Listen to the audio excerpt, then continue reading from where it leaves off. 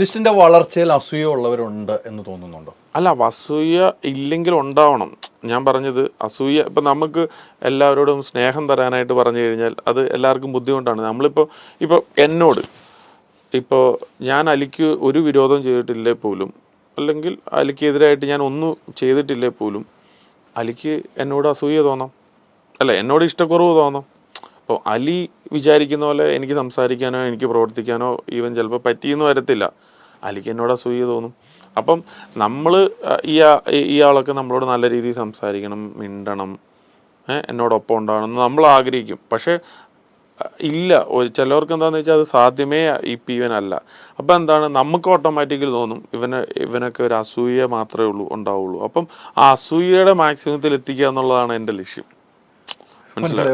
നമ്മളൊരു ഇഷ്ടം ചോദിച്ചിട്ട് ഇപ്പം നടക്കുന്നില്ലെങ്കിൽ അസൂയയുടെ അങ്ങേയറ്റത്ത് എത്തിക്കാൻ വേണ്ടിയിട്ട് ട്രൈ ചെയ്യുക. കോളേജ് ജീവിതമൊക്കെ എവിടെയായിരുന്നു? അത് കോളേജ് ഞാൻ +2 ആയിരുന്നു. +2 കഴിഞ്ഞപ്പോൾ പിന്നെ ഉഴൂർ കോളേജിലായിരുന്നു. ഉഴൂർ ഏത് കോളേജ്? സെന്റ് സ്റ്റീഫൻ കോളേജിൽ. അവിടെ ഒരു വർഷമേ ഉള്ളൂ നമ്മൾ പഠിച്ചു. ഇറക്കി വിട്ടോ അതോ നമ്മൾ? അല്ലല്ല, അപ്പത്തേനും പഠിത്തം പരിപാടികൾക്കൊക്കെ ഒരു തീരുമാനമായി. അല്ലല്ല, ഞാൻ പറഞ്ഞ അത് കംപ്ലീറ്റ് ഈവൻ ചെയ്തില്ല. അതിന് നമുക്ക് ബിസിനസ് ആണ് അല്ലെ, ബിസിനസ് പരമായ ലക്ഷ്യങ്ങളാണ്. പ്രണയം ഉണ്ടായിരുന്നു? പ്രണയം ഉണ്ടായിരുന്നോന്നൊക്കെ ചോദിച്ചു കഴിഞ്ഞാൽ നമ്മള് സ്വാഭാവികമായിട്ടും മനുഷ്യനാണല്ലോ, എല്ലാരും മാന്യന്മാരാണല്ലോ. അപ്പൊ അതുകൊണ്ടിട്ട് നമ്മളും ആ മാന്യത കീപ്പ് ചെയ്യേണ്ടതായിട്ടുള്ളത് കൊണ്ടിട്ട്. പക്ഷെ പ്രണയം എല്ലാവർക്കും വരുന്നതാണല്ലോ. ആത്മാർത്ഥമായിട്ട് പ്രണയിച്ച ആരായിരുന്നു? അതൊക്കെ ഞാനിപ്പോ പറഞ്ഞു കഴിഞ്ഞാൽ നമുക്ക് വേറെ പ്രശ്നമൊന്നും ഇല്ലായിരിക്കും, പക്ഷെ വേറെ ചിലവർക്ക് കൗണ്ടറൊക്കെ അടിക്കാനായിട്ടുള്ള എന്തെങ്കിലും ആയി മാറും അത്. അപ്പൊ അതുകൊണ്ടിട്ട് അതിന്റെ ആവശ്യം. അങ്ങനെ ഒരു ആത്മാർത്ഥ പ്രണയം ഉണ്ടായിരുന്നു? അങ്ങനെയല്ല, നമുക്കിപ്പോ ഈവൻ തോന്നാലോ, നമുക്കിപ്പോ പ്രണയം നമുക്ക് തോന്നുന്നതിന് എന്താണ് കുഴപ്പമിരിക്കുന്നത്? അല്ല, പ്രണയിക്കുന്നതിന് തെറ്റൊന്നുമില്ല. ആ പ്രണയിച്ച പെൺകുട്ടിയെ പിന്നീട് കണ്ടിട്ടുണ്ടോ കല്യാണത്തിന് ശേഷം? കല്യാണത്തിന് ശേഷം ഒന്നും കണ്ടിട്ടൊന്നുമില്ല. അല്ല, ലിസ്റ്റിന്റെ കല്യാണത്തിന് ശേഷം കണ്ടിട്ടില്ല. ഇതിപ്പോ ഞാൻ വേറെ ഏതോ സംസാരിച്ചു പോകണോ എന്നൊരു സംഭവം. അല്ല, നമ്മള് ആകാംക്ഷയാണല്ലോ. ലിസ്റ്റിനെ ചെറുപ്പക്കാരനെ ഇഷ്ടപ്പെടുന്ന ഒത്തിരി പേരുണ്ട്. അങ്ങനെ ആ പഠിക്കുന്ന കാലത്തും ഇതേപോലെ തന്നെയായിരുന്നു. അതൊക്കെ വളരെ വളരെ ഈവൻ ചെറുപ്പത്തിലുള്ള സംഭവമാണ്. വിവാഹം വീട്ടുകാരാലോചിച്ച് നടന്ന വിവാഹമല്ലേ? വീട്ടുകാരാലോചിച്ച് നടന്നൊരു അറേഞ്ച്മെന്റ് അല്ലേ? വൈഫിന്റെ സപ്പോർട്ട് എങ്ങനെയാണ്? വൈഫ് സപ്പോർട്ട് ചെയ്യാന്ന് പറയുന്നത്, എനിക്ക് വീട്ടിലൊരു കാര്യങ്ങളും ഈവൻ അറിയണ്ട എന്നുള്ളതാണ് വൈഫിൻ്റെ സപ്പോർട്ട്. എൻ്റെ കുട്ടികളെ, ഞങ്ങൾക്ക് 2 പിള്ളേരാണ്. അപ്പോൾ കുട്ടികളുടെ കാര്യങ്ങളെല്ലാം നോക്കുന്നത് വൈഫാണ്. എനിക്ക് പൈസ കൃത്യസമയത്ത് എത്തിച്ചു കൊടുത്താൽ മാത്രം മതി. ബാക്കി വൈഫ് പിള്ളേരെ നോക്കും, സ്കൂളിൽ വിട്ടോളും, അവരെ ടേക്ക് കെയർ ചെയ്തോളും. എവറിത്തിങ് വൈഫാണ് നോക്കുന്നത്. ഈ സിനിമാ മേഖലയിലേക്ക് വരുന്ന സാധാരണ ഒരു പുരുഷന്മാരെ പല രീതിക്ക് കാണുന്ന ആളുകളുണ്ട് അല്ലേ? പല കുടുംബത്തിലും പ്രശ്നങ്ങളുണ്ട്. അത് ഈ സിനിമാ മേഖലയിലേക്ക് വരുമ്പോൾ വൈഫിൻ്റെ ഒരു സപ്പോർട്ട് എങ്ങനെ? സിനിമയിലേക്ക് ഇപ്പം പല സ്ഥലത്തും പോകുന്നുണ്ട് അല്ലേ? ലിസ്റ്റും പല സ്ഥലത്തേക്ക് പോകണം, ലൊക്കേഷൻ ഉണ്ട്, പല യാത്രയുണ്ട്. വൈഫ് അതിൻ്റെ സപ്പോർട്ട് എങ്ങനെയാണ്? വൈഫ് എല്ലാ ദിവസവും വിളിച്ച് അപ്ഡേറ്റ് ചെയ്യുമോ, ഞാൻ ഇന്ന സ്ഥലത്താണ് എന്ന് ലിസ്റ്റ്? അങ്ങനെയല്ല, ഞാൻ എൻ്റെ സിനിമാ കാര്യങ്ങൾ വൈഫായിട്ട് അധികം ഡിസ്കസ് ചെയ്യാറില്ല. കാര്യം എന്നോട് എപ്പോഴും ചോദിക്കാറുണ്ട്, ഇങ്ങനെ നമ്മളൊക്കെ പറയത്തില്ല നാട്ടിൽ കിള്ളി ചോദിക്കാന്ന് എന്ന് പറഞ്ഞാൽ കിള്ളി ചോദിക്കാറുണ്ട്. പക്ഷെ ഞാൻ കിള്ളി ഒരു ഉത്തരവും പറയാറുമില്ല. അതുകൊണ്ടിട്ട് കാര്യം എന്താണെന്ന് വെച്ചാൽ ഇത് ഒരുപാട് ടെൻഷൻ പിടിച്ച ഒരു ജോലിയാണ് സിനിമ എന്ന് പറയുന്നത്. അത് പ്രത്യേകിച്ച് പ്രൊഡക്ഷൻ്റെ ഒരു കാര്യം.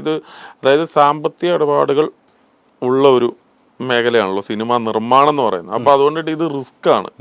ഇതിപ്പോൾ നമ്മളിപ്പോൾ ഇന്ന് പറയുന്നതല്ല നാളെ സംഭവിക്കുന്നത്. എന്നാൽ നമുക്ക് ഇത്ര എക്സ്പീരിയൻസ് ഉള്ളതാണല്ലോ ഇതേ സംഭവിക്കുള്ളൂ എന്ന് പറഞ്ഞു കഴിഞ്ഞാൽ നേരെ ഓപ്പോസിറ്റ് ആയിരിക്കും സംഭവിക്കുന്നത്.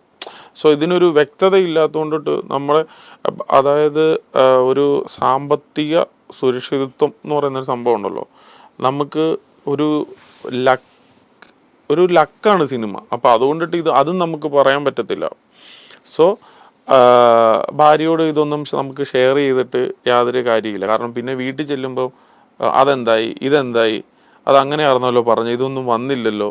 അപ്പോൾ എന്താണെന്ന് വെച്ചാൽ ഇത് നമുക്കപ്പം ഒരു ഹെഡേക്ക് മാതിരിയോ, നമുക്ക് വെളിയിൽ തന്നെ ഇഷ്ടംപോലെ ഹെഡേക്ക് ഉണ്ട്, പിന്നെ വീട്ടിലും ഇതേ കാര്യം തന്നെ സംസാരിക്കുമ്പോൾ അതൊരു ആവശ്യമില്ലാത്ത കാര്യം.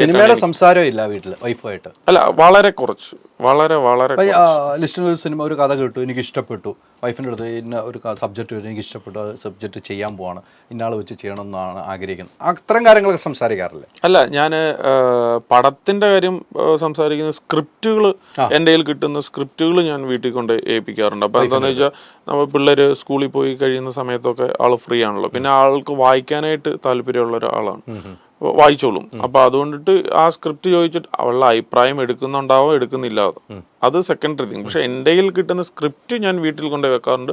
ചുമ്മാ വായിച്ചിട്ടൊന്ന് അഭിപ്രായം പറയാനായിട്ട് ഈവൻ പറയും. അങ്ങനെ അഭിപ്രായം പറഞ്ഞ ഒരു സിനിമ എല്ലാത്തിനും ഉണ്ടെന്ന് പറഞ്ഞു. അങ്ങനെ വൈഫ് അഭിപ്രായം പറഞ്ഞ ഒരു സിനിമ വിജയമാണ് കണ്ടത്, പരാജയമാണ് കണ്ടത്?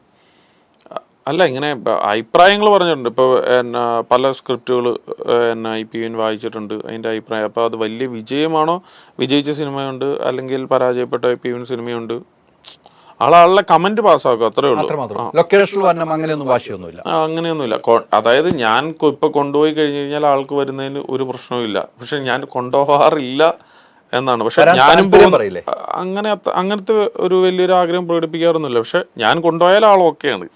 പക്ഷെ ഞാനേ പോകാറ് കുറവാണ്, വരാറൊന്നുമില്ല. നമ്മൾ എത്ര ലൊക്കേഷൻ ലിസ്റ്റും വരവ് ആ പൂജയ്ക്ക് ഉണ്ടെങ്കിൽ ഉണ്ട്. പിന്നെ കൊച്ചി തന്നെയാണ് 1-2 പ്രാവശ്യം വന്നു പോകുന്നത്. എല്ലാ ലൊക്കേഷനിലും വന്ന് നിൽക്കാൻ താല്പര്യപ്പെടില്ല. വൈഫ് എന്തെങ്കിലും ആവശ്യപ്പെടണോ, എനിക്ക് ഇന്ന ആളെ ഒന്ന് കാണണമെന്ന്, ഒരു താരത്തെ ഇന്ന ആളെ കാണണമെന്ന് വൈഫ് ആവശ്യപ്പെട്ടിട്ടുണ്ടോ എന്തെങ്കിലും?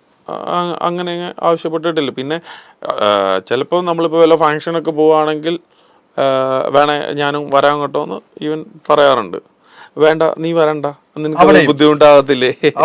കാര്യം എന്താന്ന് പറയാം, നമ്മൾ വരുമ്പോൾ എന്താന്ന് വെച്ച് കഴിഞ്ഞാൽ നമ്മൾ അതിൽ ഇങ്ങോട്ടൊക്കെ കറങ്ങി നടക്കും, നമ്മൾ പരിചയമുള്ള ആളുടെ പോയി നിന്നിരിക്കും, വർത്താനം പറഞ്ഞു നിന്നിരിക്കും.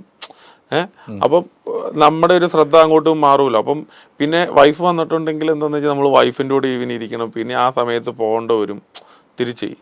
അപ്പോൾ അതുകൊണ്ടിട്ടൊക്കെ മാത്രമേ ഉള്ളൂ. അതിലൊന്നും സങ്കടമില്ല വൈഫിന്? ഇല്ല, ഹാപ്പിയാണ് വൈഫ്.